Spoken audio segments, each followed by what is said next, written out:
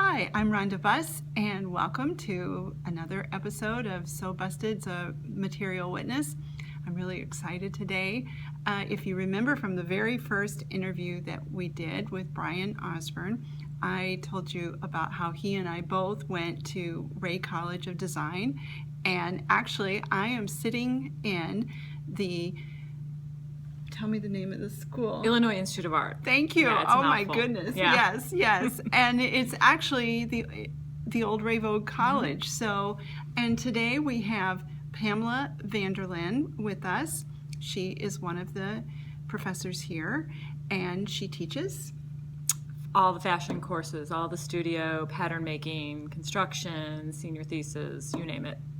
She, as you're going to find out, she's an extremely busy lady, and what I'm especially excited about is being able to share with you what she's just completed. When was this published? It was published in January of 2017, so just hot off the presses. Really hot off the presses. And here's the book, Pattern Making for Jacket and Coat Design. It's fabulous book. I had a chance to take a look through the book before we got started, and she has it laid out so that it's a wonderful book for someone who wants to do design a little more professionally, but most definitely for the home sewer. Mm-hmm. So you can actually, she takes you step by step, and actually, I should let her tell this story. So it's your book. Okay, yeah. So basically, my focus my whole life since I was probably 13 years old was designing jackets and coats. I had an art teacher in high school who was like, you can't be good at everything, so pick one thing and excel. And I took him to heart, and I decided jackets and coats. So that has been my lifelong dream and goal, to be as proficient at this one thing as I could. So being a pattern maker and also fashion designer in the city of Chicago, I've had my own store for 11 years in Lincoln Park, and I always was really kind of like upset that there was not a good pattern making book for jackets and coats. There are a couple out there, but they're very complicated. All the images are superimposed over each other with just different colorations, and it's just so hard to follow, kind of like a spirograph. So I decided to write a book on it where I made it project-based, kind of like the Pattern Magic books that are so popular and so fabulous. And when she says Pattern Magic, that's Shingo Sato? No, it's not. Oh, it's no. No. I'm sorry. He's sorry. transformational reconstruction, but yes, they're both yes. Japanese designers, so people, yeah. But and I'm not even going to try to pronounce her name, but she has 3 books out, and they're fabulous.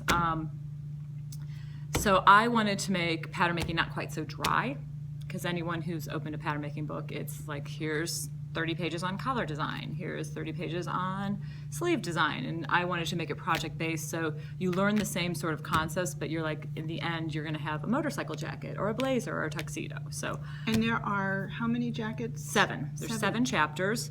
I start off, should I open it up? I mean, I don't know if we can really see it, but I start off with, the basics of, and I'm just skimming through.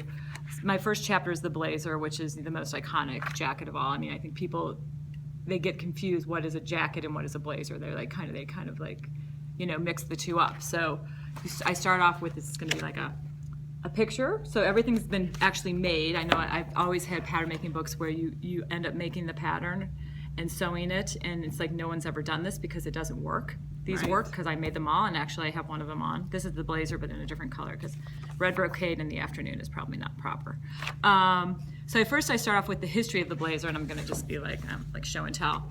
So actually I like photos of historical blazers or whatever jacket I have focused on, with a quick history. Obviously, 600 words of like the history of the blazer is pretty condensed, but I did it very like whimsical. I didn't make it very serious. This is targeted towards people who want to learn something, but they're not gonna if they want to get deeper in, there's plenty of places that I let them know in the back of the book to research it.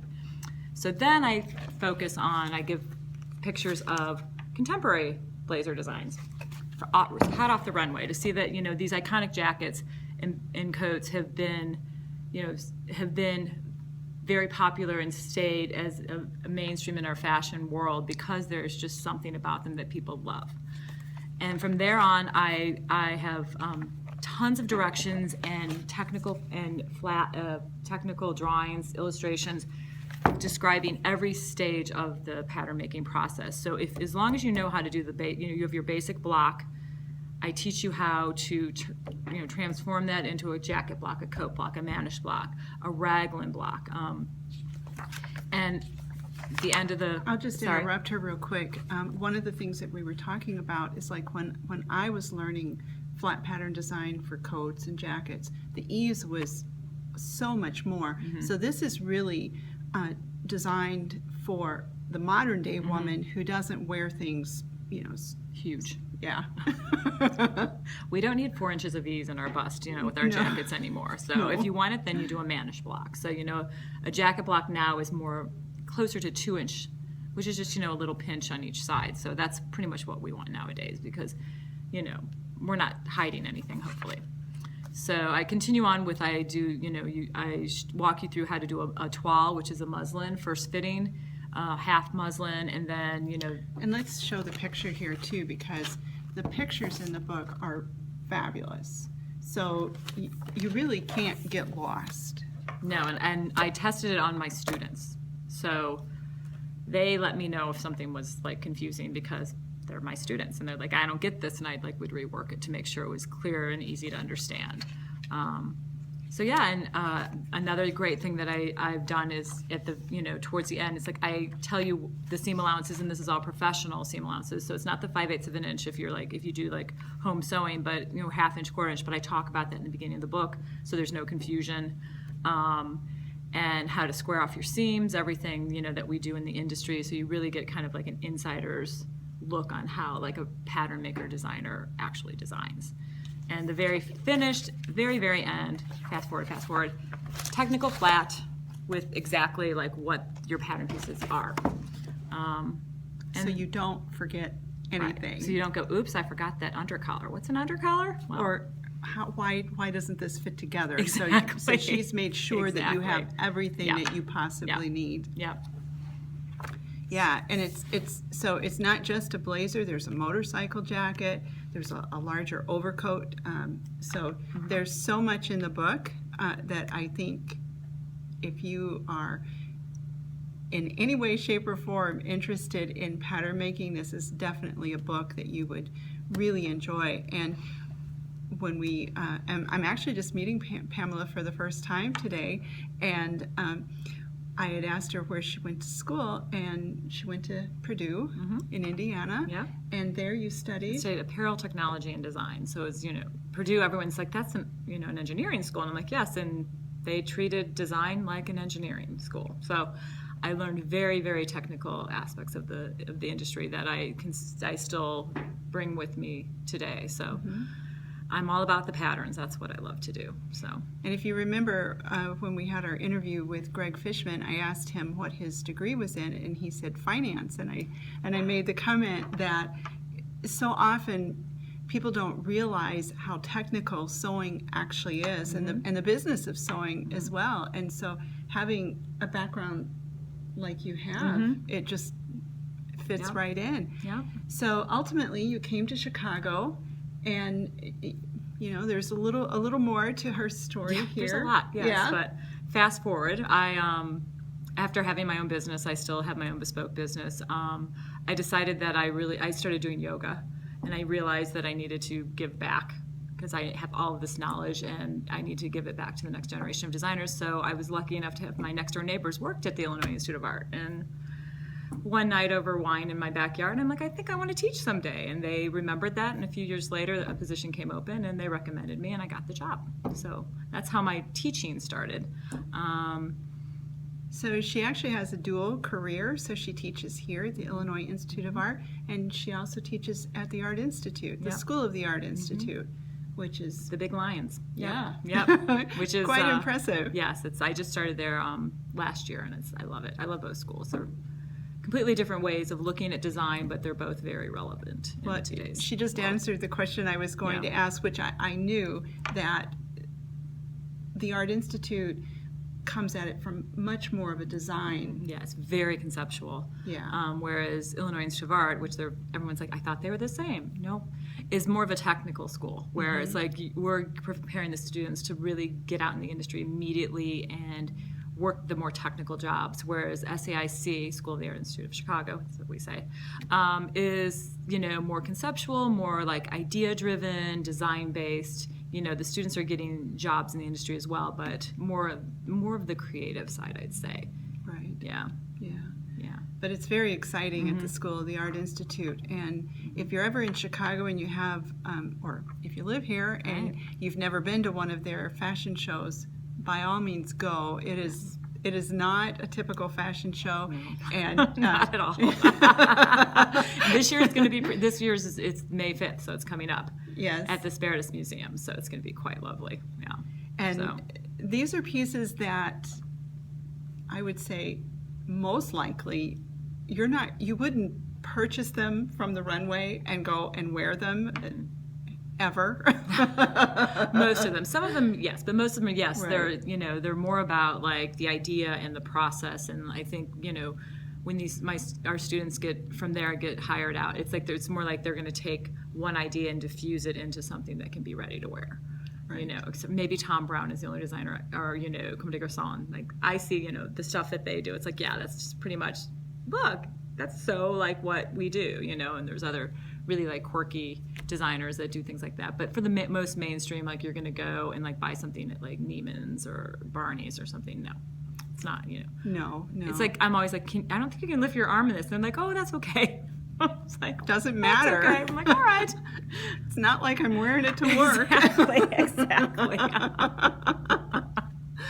But like I said, it's a lot of fun, and it's really fashion from an art standpoint. Yes. And I do everything I can not to miss this show every year, because it really is just a highlight here in Chicago, and we're really fortunate.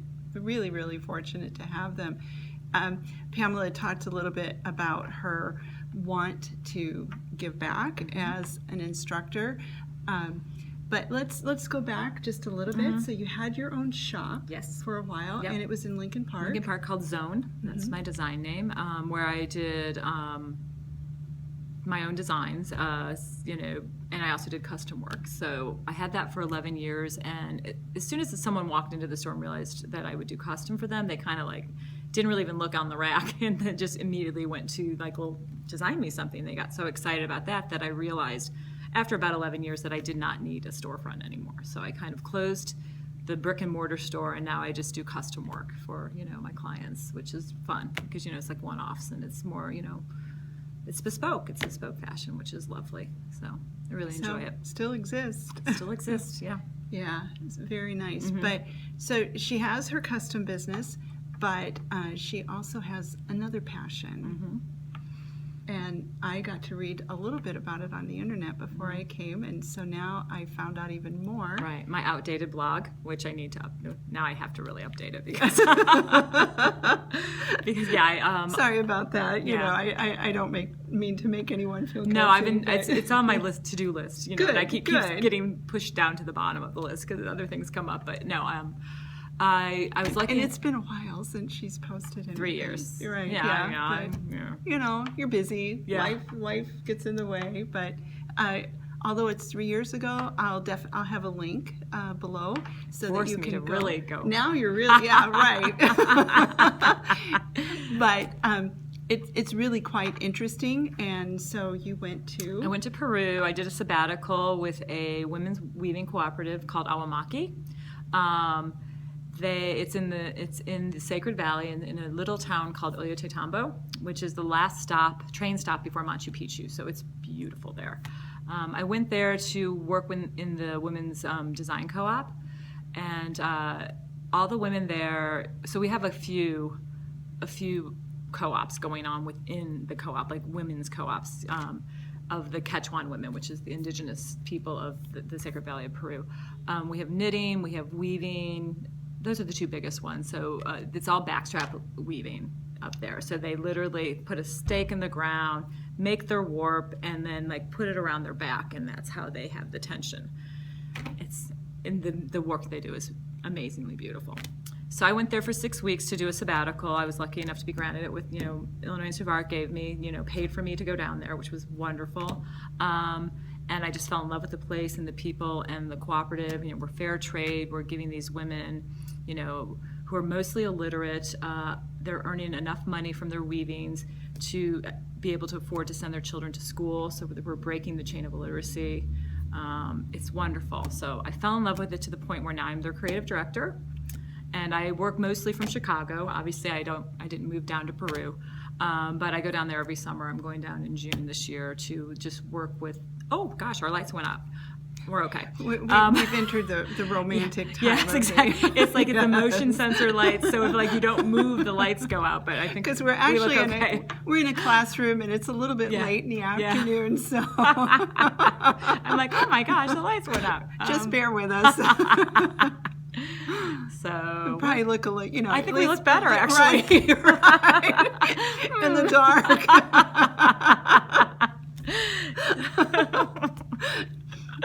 Okay, where was I? So we were talking about you go every summer. I go every summer. And how long do you get to stay? I stay for about 3 weeks. So, very nice. Yeah. Very so nice. It's exciting. And, Peru, the people are amazing. Yes. If you've never been or if you've never traveled, go to Peru. It's an amazing place to go. It has nothing to do with fashion or designing or pattern making at all, but my grandfather actually went to Machu Picchu in the early 1940s. Yes. Do you have photos? I bet it's amazing. I don't. My mother may have photos, but what had happened is my grandmother died, sadly. She was very young. She was 27. She had colon cancer. And just a little quick background on her. She was actually the first patient in the state of Texas to have a colostomy, excuse me. Mm-hmm. So it was extremely experimental, but she wanted to try. So I feel today that colon cancer is no longer the death sentence that it was because she tried. Yeah, and that's amazing. So she died, and my grandfather was quite upset. And so he had a job with a company called Brown and Root, and they were drilling for oil, and off he went. And the stories that he told there were still headhunters at that point. Oh gosh. Yes. So they had very specific rules about what they were supposed to do and not supposed to do. And his stories were really just fascinating. I bet. Yeah. So when I saw on Pamela's blog that she had been there, watching, and she has this one photograph of herself in Machu Picchu, and it's just fabulous. So definitely go check out her blog. You'll even though she hasn't updated it in 3 years, but it's still great. It's still great. And so what have you gained from that experience? Oh, they always say when you volunteer, you get more from the experience than the people you're helping, and it's true. It's just fashion is such a me-centric world, most of fashion, that to be able to give back to I impart in my students that fashion is not just about who wore what and the Met Gala, which is happening this weekend, but which is lovely. Yes, which is lovely. Yes, but there's so many factions to our world that there are so many people that really give back and help and empower women, and that's what it's all about for me. So it just makes you feel good about yourself. It's I always say I don't have a lot of money to give, but I have skills, so I can give my skills, and I'm happy to. So to me, I get so much out of it. It's just the satisfaction of knowing that you're helping people every day, helping these women break the chain of poverty. It's amazing. It's really amazing. That's really incredible, and I think that's how you change the world. Yeah, one person at a time. Right. It's true. Yeah. Right. Now, when you went the first time, I read on her blog that you designed 2 items that were sold in the Fair Trade store. Yep. A yoga bag. A yoga bag, which is still being sold. And she used the fabric that the women wove. Yes. So all of our products at Awamaki, and there's a website, assuming it's calm, or it's got to be calm. If you look up Awamaki, it's pretty much. Don't worry, She'll link it. It'll be So. in the description below the video. Yes. Yeah. So I designed quite a few things, but those were the two main ones. The yoga bag. And the scarf. The scarf that has a hidden like passport photo. So you always hear when people travel and like take overnight trains or buses and they get robbed. Sounds awful, but it happens. Right. So this, instead of like having your passports shoved down your pants, which is what I've always done, because hopefully I would wake up if that happened. There's a little hidden zipper it's like an infinity scarf that wraps twice, and then there's this little zipper that you can put your passport and money in, and it's like right at your chest, and no one can see it. The fabric for the yoga bag and the fabric for it's all the woven, the backstrap weaving. But is it a little bit different? Because I would think the infinity scarf would be a little bit of a lighter weave. It's one side is the textile, and the other side is just a nice soft wool. So, okay. But it's nice. a winter. It's the women. Alpaca is huge, obviously, yes. in Peru, and all of our knitwear. We have a big knitwear line too. Is all baby alpaca and beautiful, just beautifully done. The women use sheep for their weavings. To weave alpaca is such a fine fiber, yes. that to weave alpaca is quite complicated. We have a few artisans that do it, and we sell their work in our store at Awamaki.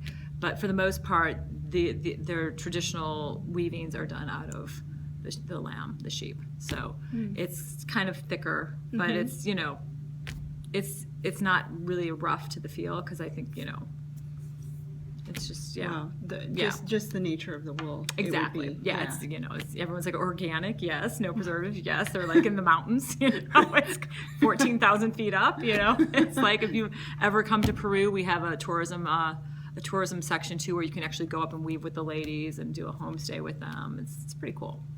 Oh my gosh. Yeah. Wow. Yeah, it's pretty cool. So now, where would we find the?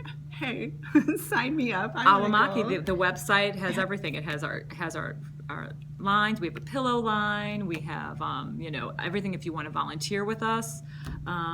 Very nice. We take students. We take anybody. I mean, we have like a summer internship program, but we also have year round, like where you can just go 3 weeks to 6 months to a year to whatever, and volunteer, and there's 3 different sections that you can like focus on.